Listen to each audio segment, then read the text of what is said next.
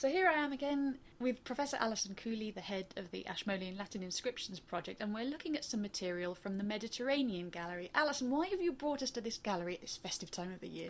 Well, it seemed a good idea to think about the images that Christians over the years have used to reflect their faith, partly because it's sort of inspired by the delivery of Christmas cards at the moment, and they're full of images of Christ in a manger and the three kings and the shepherds in the fields.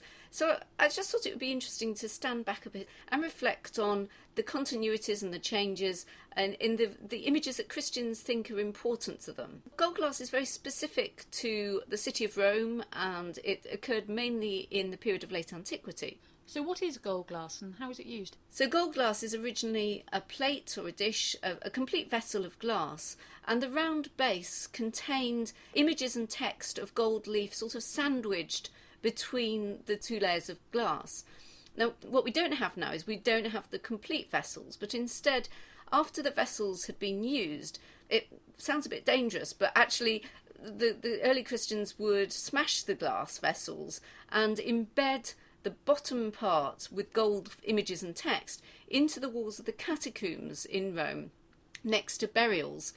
You can imagine how effective the use of gold in that context would be. You're down in a catacomb, it's pretty gloomy, and you've got candlelight, and that would have allowed the gold to glint and reflect.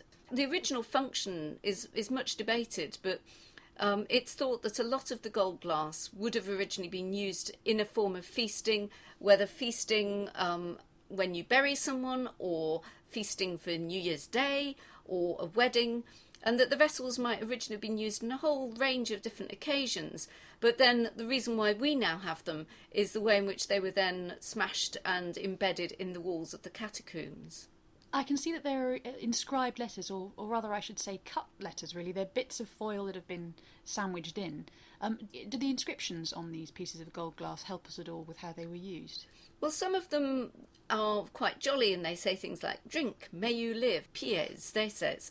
So it's the idea of having a good time and celebrating an occasion.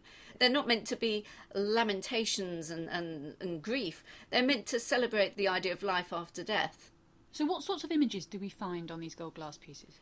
So one particular example, we only actually have half of it, so it's a semicircular fragment of greenish glass with the gold inset, and this would have originally been the base of a plate. In the centre, you can see the bust of Christ. Now, two things are interesting here. First of all, he's represented as a beardless adult, so obviously that's very different from the bearded figure that we associate with Christ in art nowadays. But he also, at the same time, has above his head a nimbus or a halo. So again, that sort of shows a degree of continuity, in fact, with how we represent saintly figures nowadays. Who are the other figures that we can see around the edge? So around the edge we've got male figures wearing tunic and cloaks, and some of them are holding scrolls. Fortunately for us, we've also got inscriptions labelling the figures. So we know that we have Peter, Luke, Sustus, or in other words Sixtus, and perhaps John. We've only got the end of his name. So these are Peter the Apostle, Luke and John, the Gospel writers, and Pope Sixtus II, who was martyred in 258 during the persecutions of the Christians by the Emperor Valerian. So it's an interesting combination of traditional Christian followers of Christ who belonged to the original group of apostles, and then a later martyr. Is this kind of series of images or these kinds of figures put together a common selection in gold glass?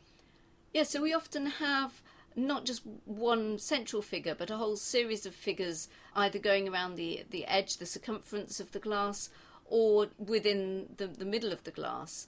So, for instance, another piece of gold glass actually is quite a complicated image. In the middle, we've got busts of a woman and a man, probably a husband and wife, facing outwards towards the viewer. The woman is with a very elaborate hairstyle, with jewels, and holding out a scroll in her right hand. And this is one of the examples that actually has the exaltation, drink, may you live. And then around the circumference is a series of biblical scenes from both the Old and the New Testament. So we have the healing of the paralytic man, who's now walking, holding up his bed scroll. And next to him, a figure of a man wearing a tunic and holding out a staff, who's probably to be identified as Christ. We then have the raising of Lazarus, and next to him again another Christ figure. Then the well-known image of Adam and Eve with the apple tree and the snake coiled around its trunk, with another Christ figure holding a staff. Then Abraham and the sacrifice of Isaac, and finally Moses striking a rock to get water. So that particular piece of gold glass represents a mixture of the contemporary world and the biblical world.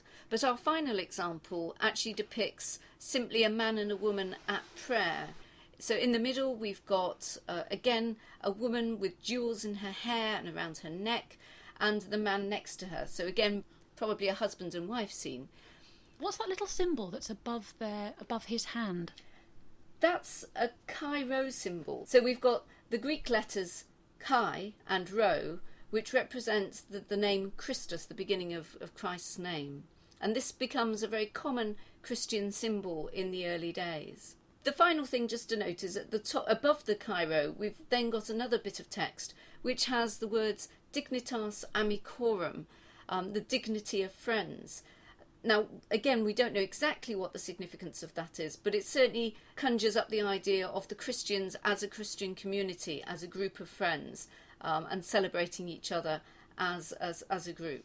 If people want to learn more about this gold glass, is there somewhere that they can read more about it? Yes, so you can go to the AshLI online catalogue and search there, but also Susan Walker, the former Keeper of Antiquities in the Ashmolean, is publishing the whole of the Wiltshire collection in a new catalogue which will be out during spring of 2016.